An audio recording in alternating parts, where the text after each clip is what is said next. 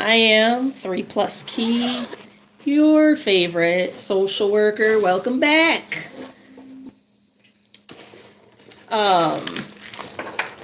I had this live on a timer, or what would you call it? It started, I had it scheduled. And I don't think I'm going to do that again because it gave me anxiety to be present at the right time.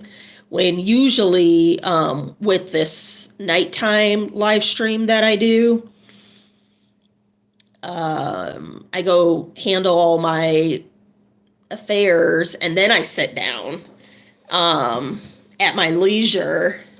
And that's definitely how I want to conduct myself at night.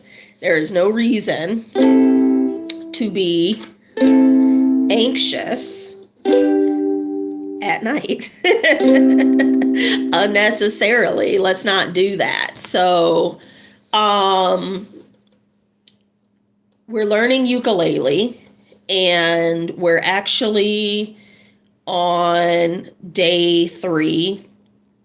It took me 5 days to get through lesson 2 because I've been chit-chatting on this live stream instead of learning guitar, which is what the original intention was. But it's been fun, and somebody left a comment that they have been learning how to play ukulele too, and that I'm good. People keep saying I'm good. I do not subscribe to that belief. I think I'm coming along, but I don't believe that I'm anywhere. I wouldn't say I'm good, but I appreciate it. So here we go. We're going to listen to this guy. Just so you know, his name is Andy Guitar, and this is his YouTube channel. And it's learn how to play ukulele in 10 days. So I highly recommend it. Andy Guitar. He's as chatty as I am.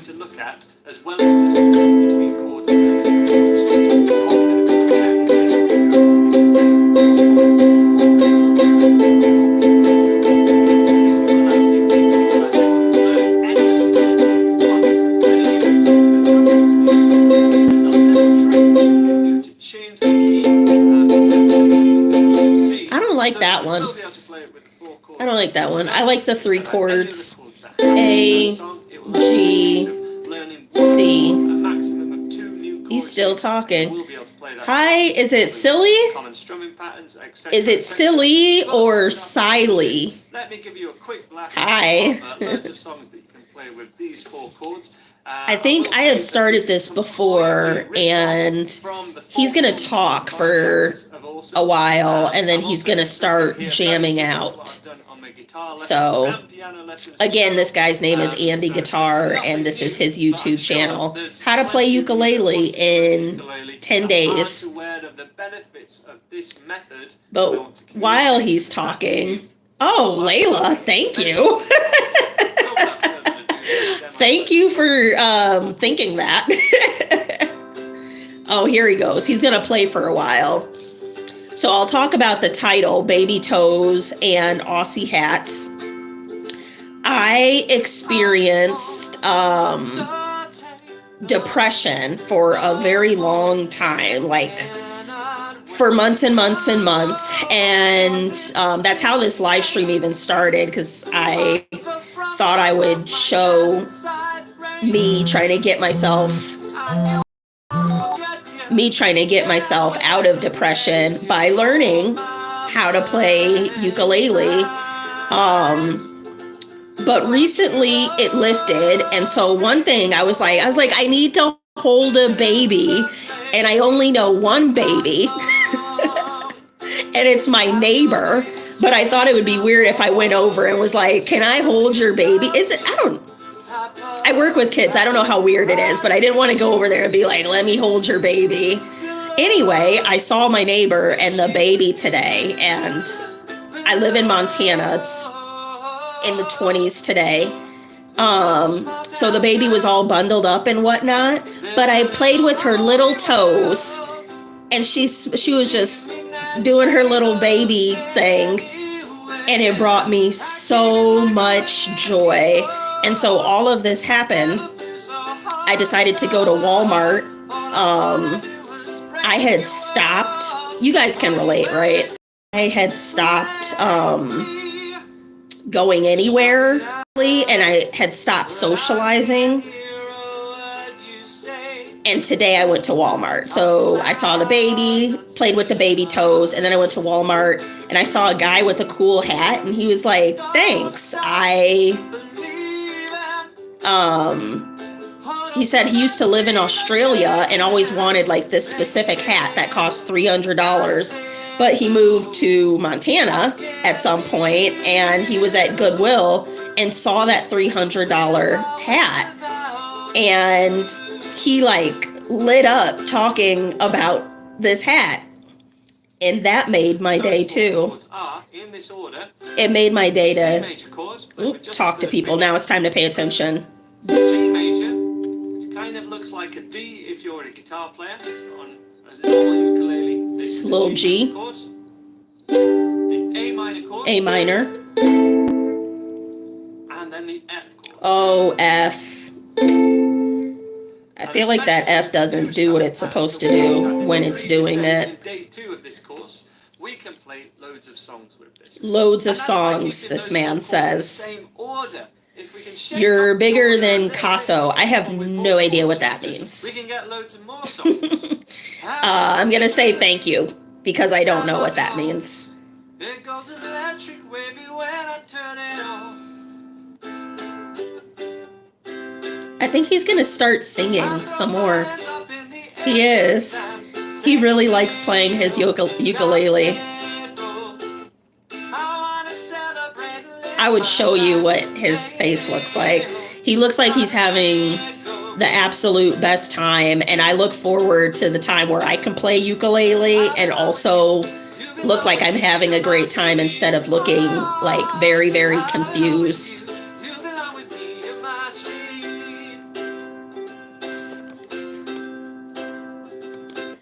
I wonder, whoever's watching this, how often you feel like not yourself.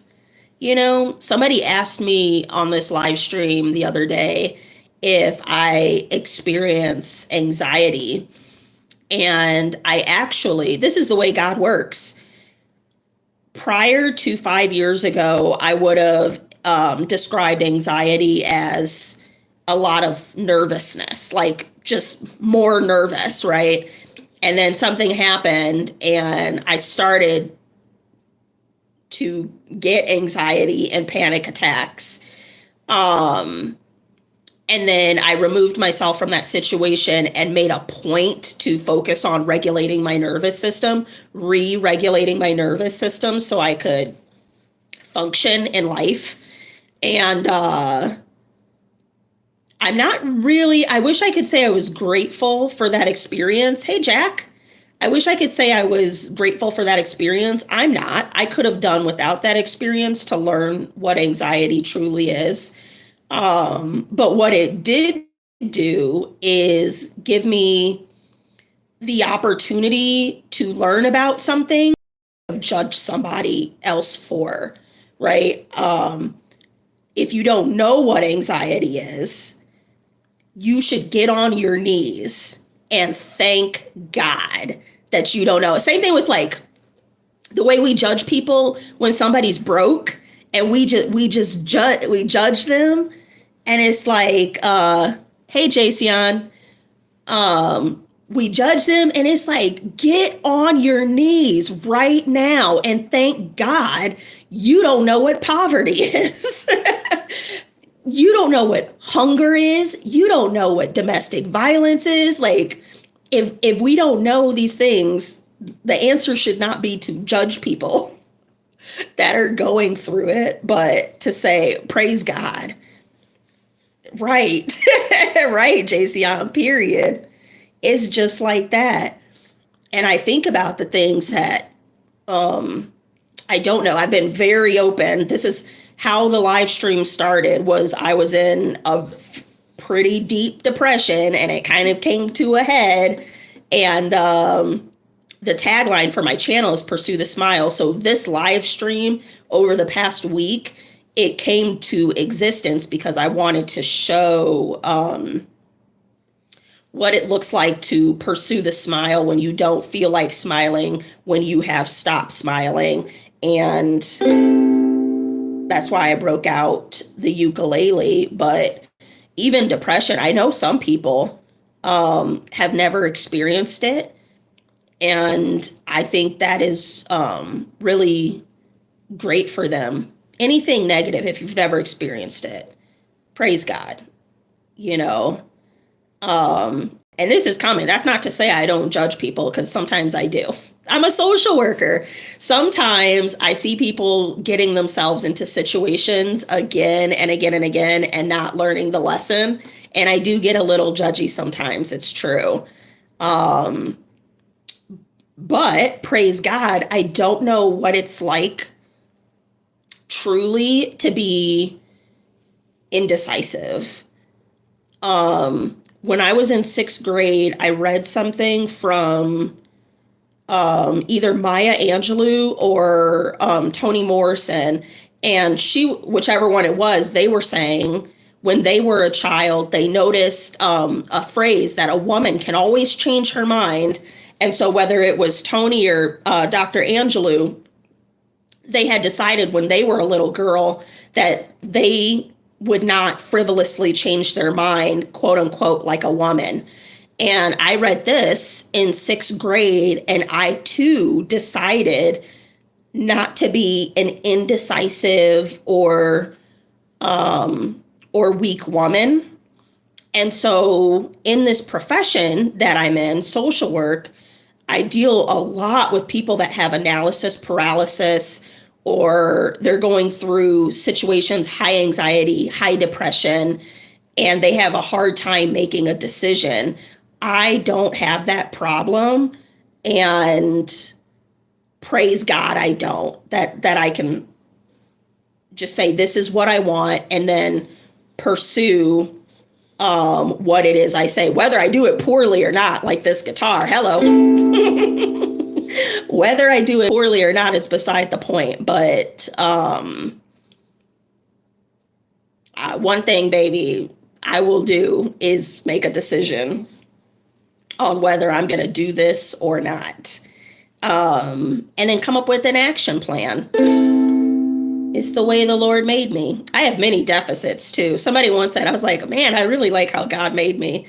And she goes, well, you have flaws, Lakeitha. And it's like, yes, but we're not. Yes, I do. But we're not talking about my flaws. We're talking about how great the Lord made me. That has nothing to do with me, by the way.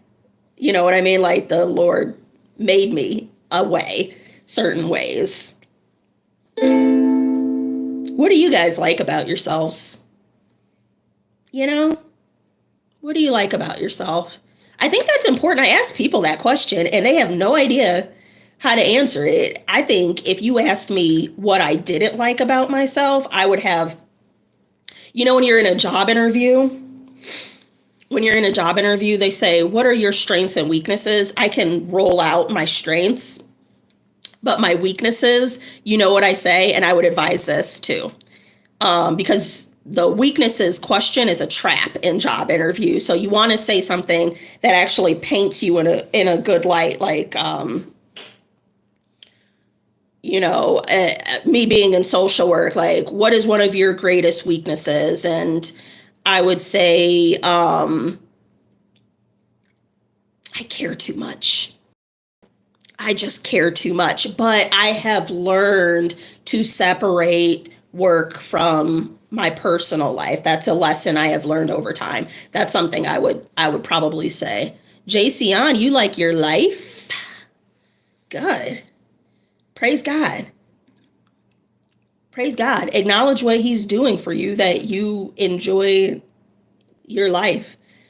Ramesh says, where are you from? That is such a loaded question. I am from Evanston, Illinois, the best city in the United States.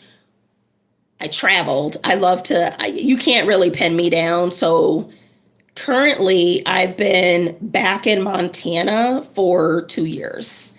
So I'm coming to you live from Montana right now. I'm actually looking at buying some land. Isn't that great? I think people, they get focused on the house. Oh, I can never afford a house. I can never. And it's like, what if, just hear me out. What if you purchase some land and then slowly built on it? What if you purchased, right? I was looking at 10 acres today. What if you purchased 10 acres? That's so much. And then you got your whole family, cousins, bring granny along, and then you guys built your own community. And so that doesn't happen. You buy a house today, 2 months later you close, and then you have a house. But you have this backyard, and that's all you have is a backyard. I need to stretch out. I have big dreams of what to do with my land. What is Montana like? What is Montana like? I describe it as the particular town I live in. It's like looking at a postcard, literally in every direction. Like I could go outside right now and spin around, and there's mountains close by. I could maybe right now, the closest mountain, I could drive to it and be there in about 5 minutes. You know what I mean? Hello, sugar. You're looking great. That's the second comment like that. Thank you. That's like super kind. Did you have snow, JC on? Yes. Monday was it Monday? Sometime this week we had 6 inches of snow, and then it continues to snow in like little drifts. So we haven't had a large dump since earlier this week, but the roads are slushy. You could say that. Is it beautiful? It is beautiful here. People ask me, Lakeitha, why are you in Montana? And it's true. It is racially homogenous. The town I live in is 88.8% white, and like 0.6, not 6%, 0.6% black. Yes, big sky country. And so it should be noted, I live in a college town, so it doesn't seem as white as it would be if I drove an hour. If I drove an hour, I probably wouldn't. I kind of stay put. Because if people haven't been around, I was thinking about this the other day. So where I grew up, Evanston, Illinois, it's very diverse. So I think there's racism now because there's more rich people living there. It's the suburb directly north of Chicago. So if you get a little money and you live in the city, you're going to head toward Evanston, right? Kind of like that. And so I remember my freshman year of high school, we had a senior leader, and the senior leader said, you will experience reverse culture shock when you leave Evanston. And it's been true when now that I live in Montana. And I remember going back and forth with a guy, this was like 10 years ago. And he was saying he has one black friend, and that black friend is a thief. And my response was, you need better friends. Like, why would you have a friend? If you have a black friend that's a thief, you probably have other white friends that are thieves as well. Your issue is not black people. Your issue is your decision of who you surround yourself with. But anyway, back to Evanston, the superintendent was black. The mayor was black. It's the home of Northwestern University. So there's a lot of like intellectual encouragement. There's a lot of arts, you know. I went to acting classes and this kind of thing, and it's a pretty strong mixture, not just black and white, but literally everybody. And the way I kind of described it is, if you were a racist in Evanston, you wouldn't say it, because let's say you had a thing against Chinese people and you were telling me this. Well, my best friend is Chinese and I'm about to whoop your butt over it, right? Like, it just didn't. So Missoula being mostly white and a college town, you kind of get more of that, you just far less discrimination. So I don't really notice if I am being discriminated against. Yeah. Let's see. Do you have devices? I don't know what that means. I just sold my 7-room house and half an acre for $97,000 here in. Oh, it's Joe. Joe, hi. Yeah, that's $97,000. That's cheap. I should have bought it from you, Joe. Not that I have $97,000, but I could probably, back to being a decisive person. Where there's a will, there's a way. Gerald says, is it expensive there in the town I live in?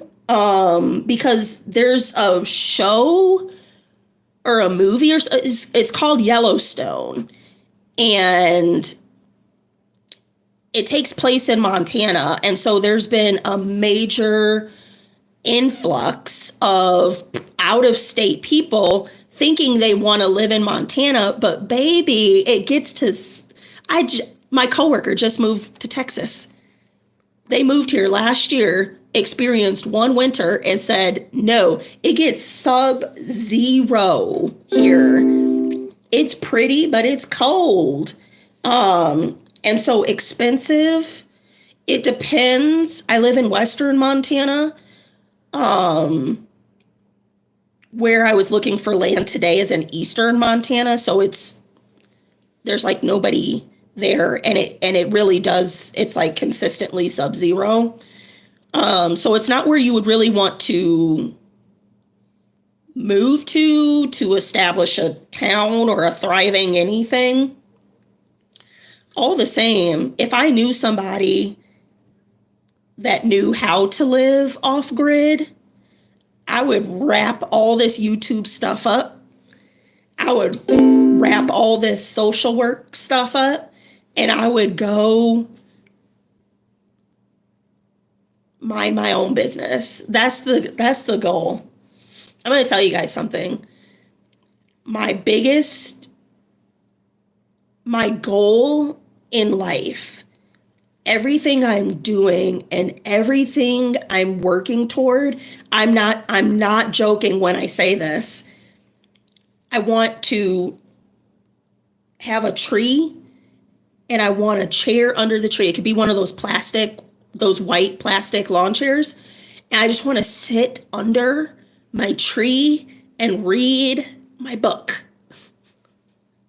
That's what I want out of life. But as it would be, you have to make money. I have a friend actually, hold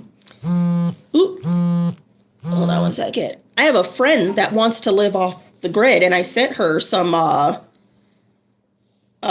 information for some acreage, but you still have to pay for the acreage. You still have to save up, and then you can live off grid, but you're not living in a treehouse. You have to construct things. You need a water supply. You need, maybe you don't need electricity necessarily, but you need something to stand in for electricity. You need to build a secure domicile. Right? So you're I don't know, 50, 75, 100 grand in by the time you go off grid. So it's not as, you know what I mean? And so that's kind of what I'm working toward. Why, JCon, thank you for saying I'm cute. That's amazing. The first purge says, why? Are you asking me why I want to be left alone? I think, and I, this is going to sound crazy. I'm a social worker and I have a care for people, but I think ultimately, people are just terrible. And, you know, we make trade-offs with people. We love them. And then it's kind of like, I love you despite knowing that you're going to hurt me. Except when we make that commitment to somebody, we don't know yet because we can't see into the future. And maybe that person doesn't even know the depths of which they will hurt you. And I think I've just experienced that a lot in life. I've experienced a lot of like, you know, being down and nobody being there. And so if I can be down and nobody's there, then I might as well be down by myself. And so that's kind of the answer to why I want to be left, why I would like choose to be alone. But then I have kids too. I have 2 adult children. And so it's also not very feasible that, you know, I would just disappear and go somewhere else. I don't know. Does it snow there? Boy, howdy. Boy, howdy. Yes, it does. And domicile equals house. Yes. JCon, do I have a PS5? I don't play video games. I think it's the way I'm wired toward creativity and productivity. Like I always say, if you left me in a room, no matter what is in the room, I'm going to figure out, I'll probably start tinkering with something. I'll probably make something. And if you put me in a room by myself and there's nothing in it, not even a chair or a table, I'll probably write a poem in my head or write a song or something like that. I have a bent toward creativity. So no, I don't have a PS5. I'm from New York. Where are you from in New York? Is it like New York City? I don't know if I'm scared to go there. I think back to wanting to be left alone. The idea of a big city, like I don't even, when I go home, I don't go into Chicago. I would like people to give me space. Like remember 5 years ago when we did social distancing? That was my jam. To this day, if I'm like at the checkout and somebody's too close behind me, I kind of like, not mean. I'm not a mean person at all, but I'll kind of give them a look. Like, do you need to be hugged up on me, bro? Take your cabbage and step back 3 feet. You feel me? It's not necessary for us to be hugged up in the grocery line like this. I bet your kids are well educated. You sound like a mom that would have made sure that her kids achieved. You know, it's interesting. Both of my kids came to me when they were 14 through the foster care system. So, and for context, I was in the foster care system too. And my foster parents took me in when I was 16 years old. So I have an affinity for foster teens because I think my foster parents, with the short amount of time that they had, laid a good foundation for me, which then I was able to give to my foster kids who are now my kids. That I'm only using foster in context, but they're my kids. And so what happens when they come to you at 14 is they're almost an adult. They have their ways and their thoughts and their experiences. So I will say that I tried. You know what I mean? Well, I have to go. Love you. Bye. Love you. Bye. I actually have to go too. Let's see how far we made it today we made it 5 minutes and 34 seconds into ukulele practice, which is better than what we've been doing. It took us 5 days to get through 12 minutes. It took us 1 day tonight to get through 5 minutes and 34 seconds. So this, ladies and gentlemen, is called progress. Thanks for hanging out. I really appreciate this format. Like I said, I was so depressed, and then people have been so kind and engaging, and you guys don't know me, right? Like, you don't have to talk to me through this screen, and I just really appreciate it. And I want to encourage you to keep that up. Like, do that. It's nighttime, but do that tomorrow and throughout the week. Like, how you guys engage with me here, like, engage with people in real life too, because it really does matter and it really does make a difference. Go look at the first video, the first live stream. I think it was called How Are You Feeling? Go look at how I was looking at it today. I had a flat affect. I was so depressed. And now look. Will you be here tomorrow? Yes, 8:05. I will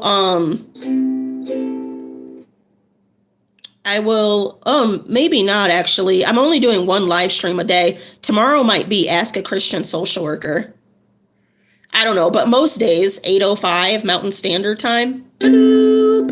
All right, guys. I'll talk to you later.